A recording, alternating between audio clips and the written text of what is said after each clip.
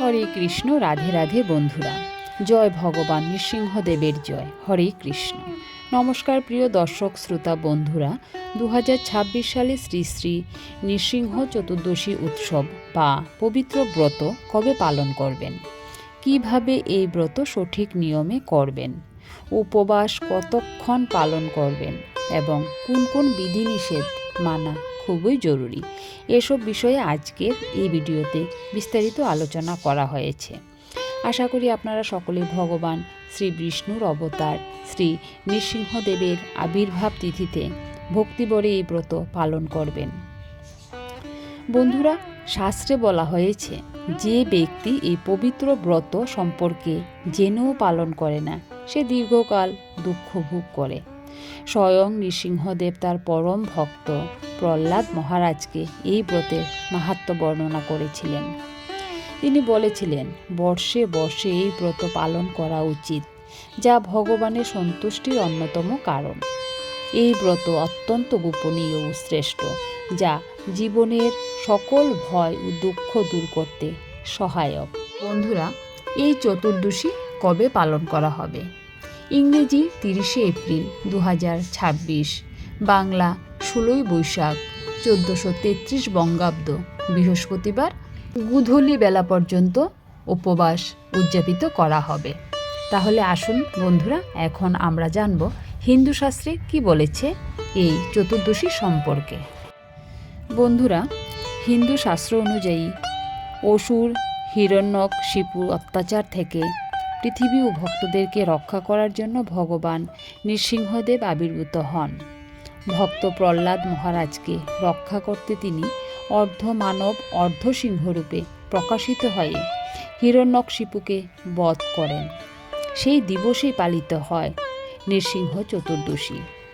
এই ব্রত ভক্তিভরে পালন করলে জীবনে নানা বাধা দূর হয় এবং ভগবানের কৃপা লাভ করা যায়। এখন বন্ধুরা, আমরা জেনে নেব কিভাবে এই ব্রত পালন করতে হবে। ব্রতদিন সকালে তাড়াতাড়ি ঘুম থেকে উঠে স্নান করে শুদ্ধ বস্ত্র পরিধান করবেন।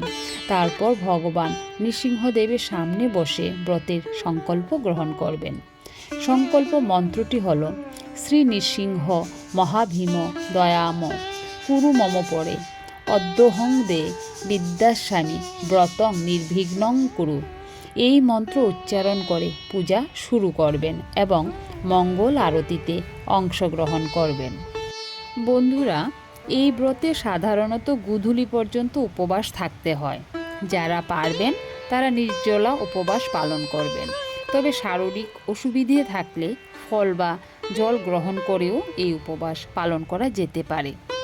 গোধূলি লগ্নে ভগবান নৃসিংহদেবের অভিষেক করা অত্যন্ত গুরুত্বপূর্ণ। দুধ, দই, ঘি, মধু, চিনি মিশ্রিত জল এবং শুদ্ধ জল দিয়ে অভিষেক করতে পারেন।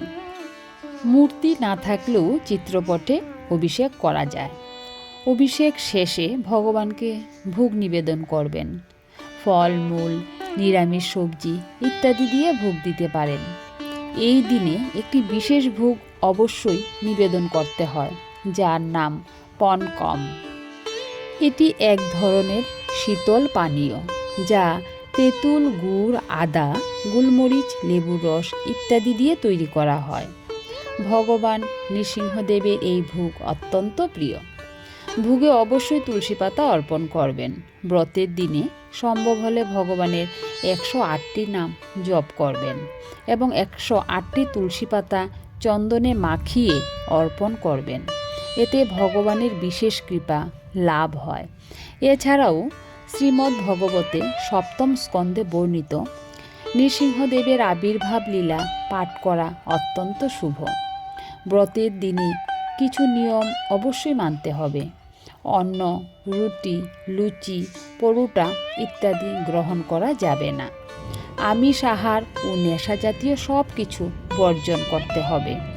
রাগ, ক্রোধ, খারাপ আচরণ থেকেও দূরে থাকতে হবে। একাদশী ব্রতের মতোই এই ব্রতের আগের দিনও পরের দিন নিরামিষ ভোজন পালন করা খুবই উত্তম। এই দিনে দান করা অত্যন্ত ফলদায়ক।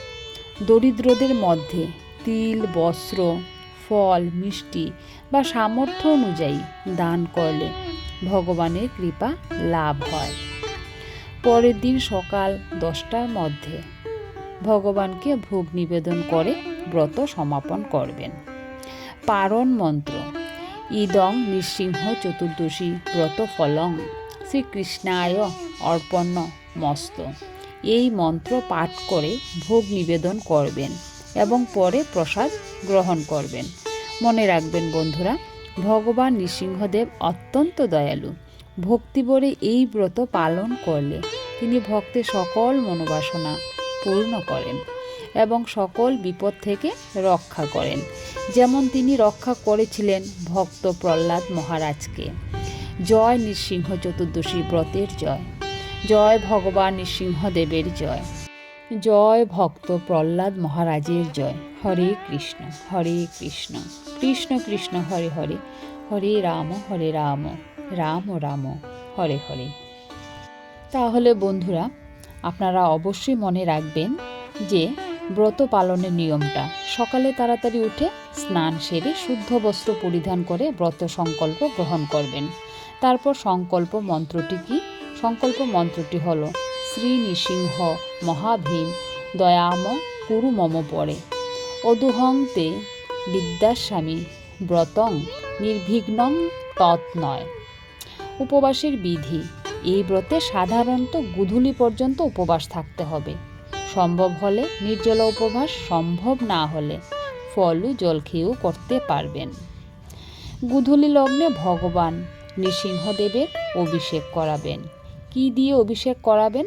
দুধ, দই, ঘি, মধু মিশ্রিত জল দিয়ে করাতে পারেন। আপনার ঘরে যদি মূর্তি না থাকে তাহলে চিত্রপটেও করতে পারবেন, কোনো অসুবিধে নেই। ভক্তি আসে মন থেকে, এটা মনে রাখবেন। নৃসিংহদেবের প্রিয় ভোগ কি?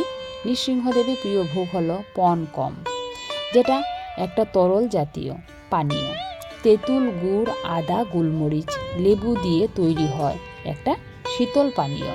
অবশ্য কিন্তু এতে তুলসী পাতা দেবেন।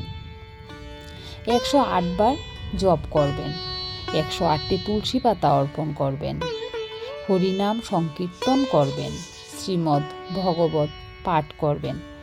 যে কাজগুলি সেদিন করবেন না সেগুলি হলো অন্ন, রুটি, লুচি, পরোটা বা যে কোনো ধরনের আমিষ জাতীয় খাবার থেকে দূরে থাকবেন। নেশা জাতীয় কোনো কিছুই সেদিন গ্রহণ করবেন না, সব কিছু বর্জন করবেন।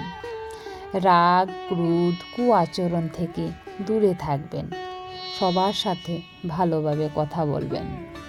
এই দিনে গরিবদের মধ্যে দান করাটা খুবই ভালো। যদি পারেন, সম্ভবের মধ্যে হয়, যা পারবেন তাই দেবেন। তিল, বস্ত্র, ফল, মিষ্টি দান করলে কিন্তু বিশেষ ফল পাওয়া যায়। আর পারণের কথা বলছি, পরের দিন সকাল 10টার মধ্যে ভগবানকে ভোগ নিবেদন করে ব্রত সম্পন্ন করবেন। পারণ মন্ত্রটা হবে ইদনং নৃসিংহ চতুর্দশী ব্রত ফলং শ্রীকৃষ্ণায় অর্পণ মস্ত।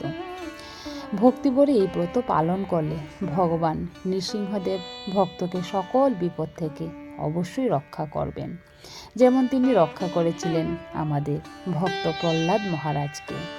তাহলে বন্ধুরা, এই ছিল আজ ব্রতকথা বা কবে তিথি পর্বে সম্পূর্ণ আলোচনা করলাম। তো আজ এখানেই রাখছি, আবার আপনাদের সাথে দেখা হবে নতুন কোনো ভিডিও নিয়ে। জয় নরসিংহদেবের জয়, জয় ভক্ত প্রহ্লাদের জয়। হরে কৃষ্ণ, রাধে রাধে।